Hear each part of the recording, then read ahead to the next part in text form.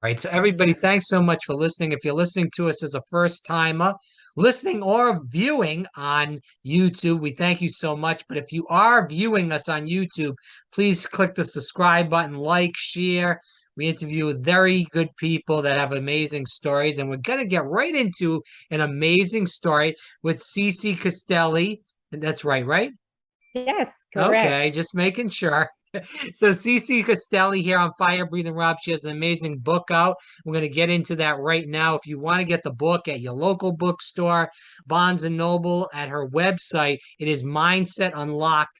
Do what others can't, won't, and don't do for a successful and balanced career and life. That was a mouthful. I'm grateful that I got it out there without screwing up. But Cici, thanks so much for coming on. Really appreciate you coming on here today. Thank you. Thank you so much, Rob, for having me here. It's my pleasure.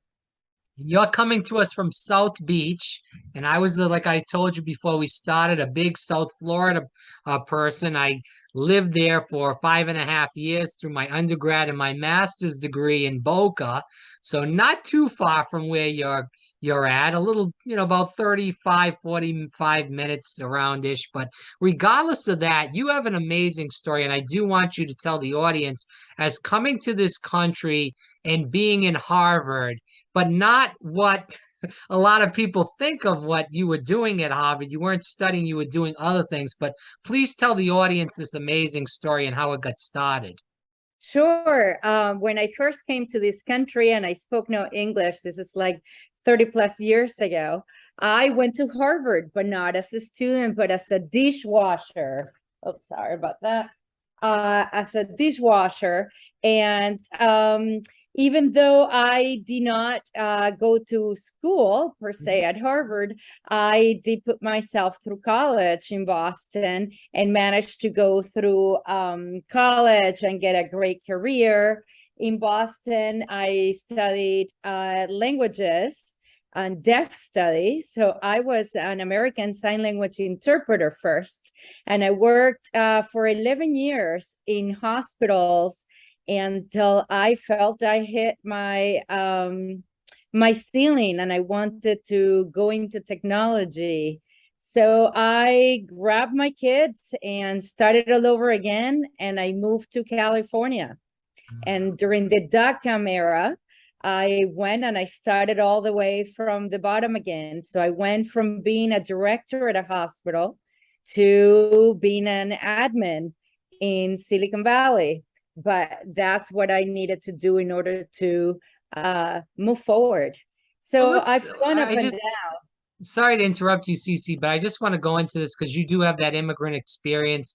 There is a lot of immigrants that have came to this country and really made, leaps and bounds over even people that were born here as far as career choices and really excelled in their careers.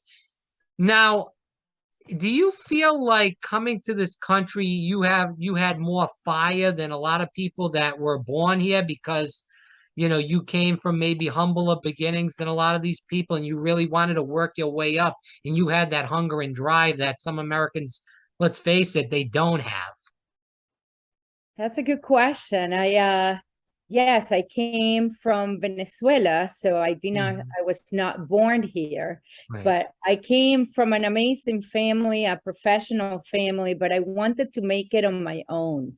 I did not want to be 100% supported by my parents. And growing up, I had the ambition that I wanted to learn English and I wanted to come to the US. When you live in a different country, you hear and see on TV different things, right? You don't even see exactly like it is. So I had the hunger and that ambition. And I think that that was the drive that got me coming and doing what I've done. Right. So just keep going into this and being in the technology field. So what made you want to go into that field? There's more women in that field now, but I'm sure when you started in that, there was mostly men. So obviously that was extremely hard, working with a bunch of men in a male dominated field. But with that said, what made you want to go into that field? So I was quite young and I was in the medical field, and I felt like I wanted to make more money.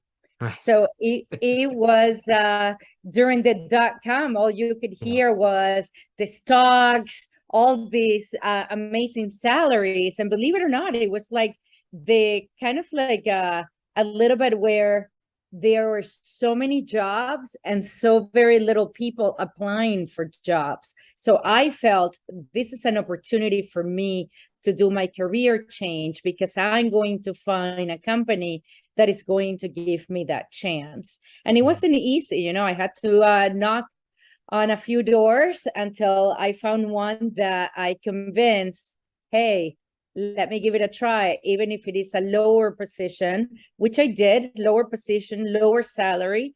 But I felt that I was going to be able to move up and prove myself. And yes, it was, and it has been a male dominated industry, especially when I worked in California in research and development and in engineering, fiber optics. So those were really all men. Then throughout the years, I was able to move to Florida through my company that I was working in California. And then I moved around to different jobs and until the position I'm now. And I've been able to climb the corporate ladder in technology. So today I'm responsible to implement all the digital technology for one of the top companies in travel and the hospitality industry. So it's a global position, and it has been an amazing ride and great opportunities, a lot to learn, and a lot of things that I've been able to also guide and lead other people and help others to also climb the corporate ladder, not only with me, but in other companies as well. So how do you live a balanced life? Because you've been in these amazing jobs. It's a lot of work. I'm sure you're working 24/7, 365, and you can get burned out. We know a lot of people, me personally, I know a lot of people, but I know there's a lot of people listening that they can't shut the phone off. That iPhone is beeping, boom, boom, boom, boom, all night long. People are checking their messages 2, 3 o'clock in the morning, and they're getting burned out. What would you tell these people? Because this is happening all over corporate America in general. Yeah, and I worked when we used to have beepers. I Right. don't know. So that actually sets my age out there. But yes, it was 24/7. And it actually got to the point where I hit rock bottom, where it is too stressful. You're always on the phone, you're always being called. And it got to the point where I put my foot down and I organized myself, and I literally blocked my calendar when it is my work time versus my personal time.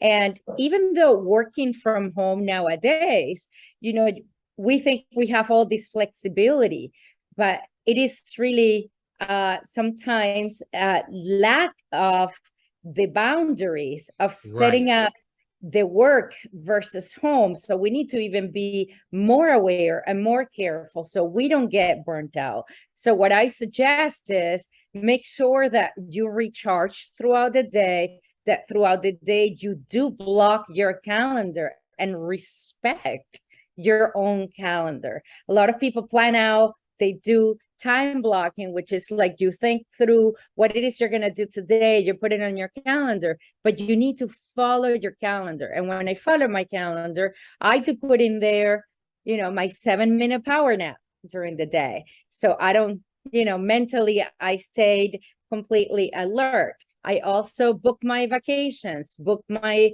long weekends. So sometimes we can afford, or we can go on luxurious trips, but you can do a staycation and you can disconnect.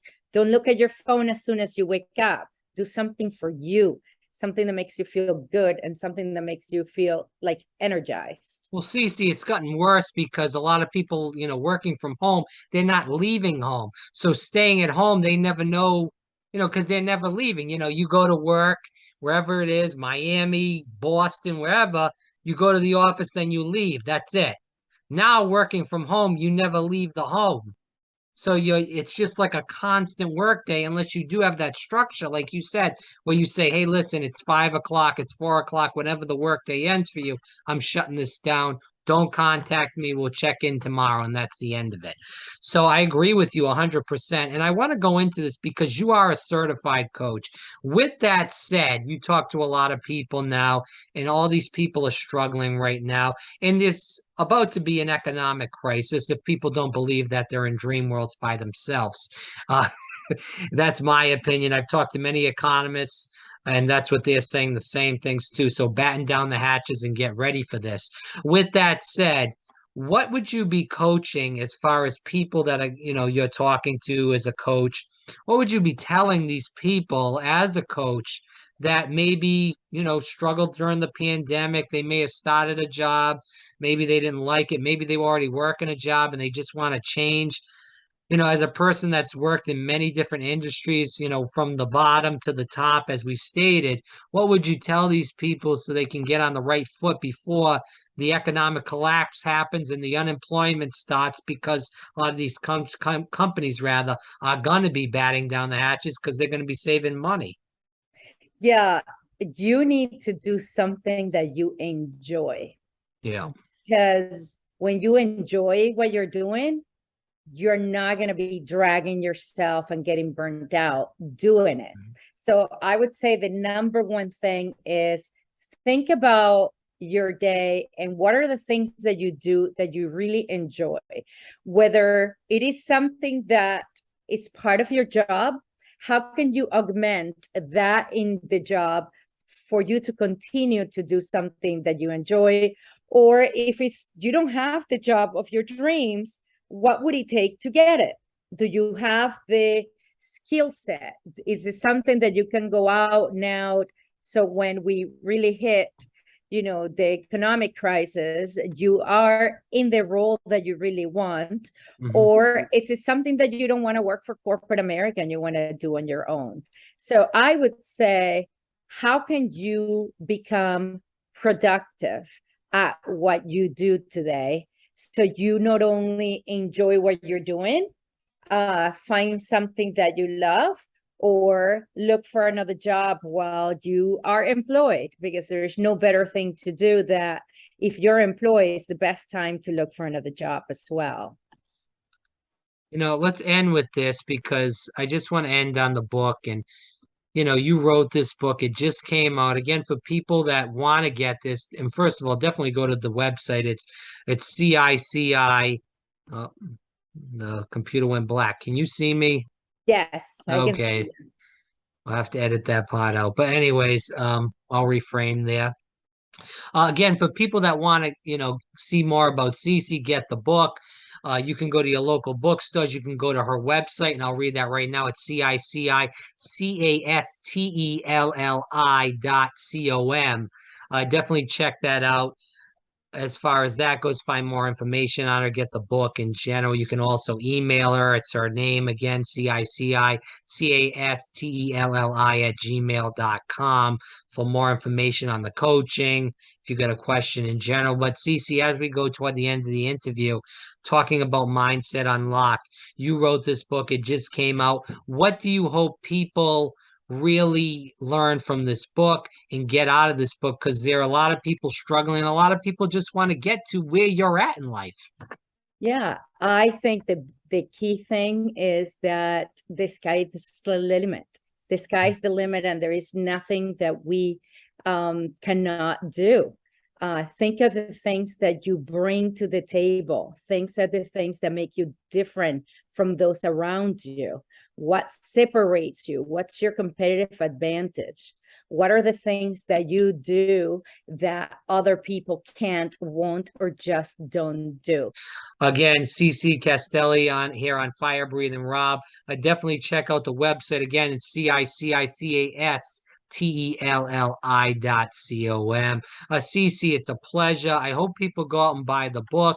Again, it's Mindset Unlocked. Do what others can't, won't, and don't do for a successful and balanced career in life. Definitely check that out. Cici, it's a pleasure. Let's do this again. There's so much I could go on here for, but because we have low attention spans in this country, We won't keep the viewers and the listeners on here too long, but thanks so much. And I hope people really, look into you and find more about you and definitely get the book. Thank you, Rob. Have an amazing day.